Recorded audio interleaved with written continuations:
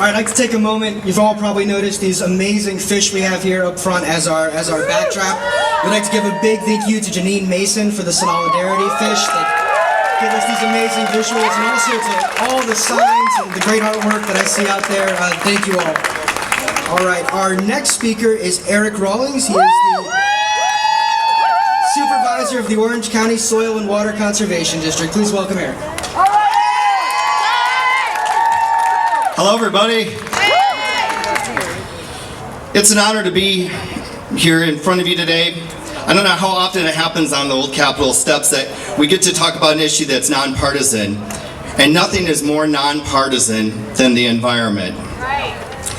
It's a lot easier to find alternative sources of energy than it is to find an alternative source of water. We have options to power our home and our businesses, but we rely almost exclusively on our aquifer for all our needs, for the water we drink, the crops you grow, the cattle you raise, for the tourism that we count so heavily on to power our economy. The smallest amount of risk is too great. Water is our more sacred commodity. So don't risk it, and don't let fracking happen here in Florida. In Orange County, we are under water restrictions. Residents are given guidelines on how and when we're supposed to use our water. Well, how in the world does it make sense to allow fracking when one well can use 5 to 8 million gallons of water? Each time the well is fracked, each time it can be fracked up to 20 times if it's producing. That's crazy. Accidents happen, they always do, and it's inevitable. Earthquakes. I'm getting there. We don't know, or we're not allowed to know, the chemicals that they're using to frack. We don't know what they are injecting thousands of feet down, how it could be cleaned. There are no safe levels if you don't know what the levels are. Are you going to drink the water after an accident? Are we going to drink a water after a fracking accident? Okay, you don't spoil a little bit of an aquifer. There might be fracking in one county, but flowing underneath us is the water that is going to affect many counties.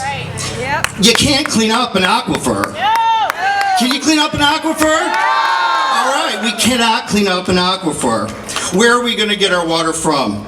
There's 19 million people that live in the state, and we hosted a record 97.3 million visitors.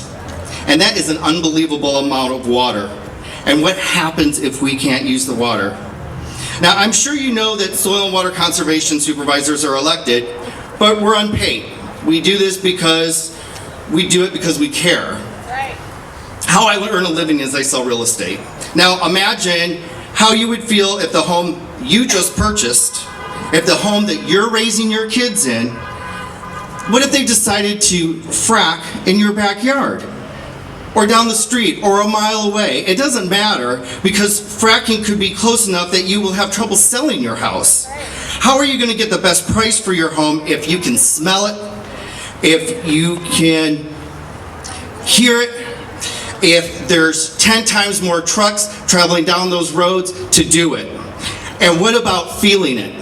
CBS this morning reported that Oklahoma had over 800 earthquakes in the first 2 months of 2014. Now there's small ones, but one was 5.6.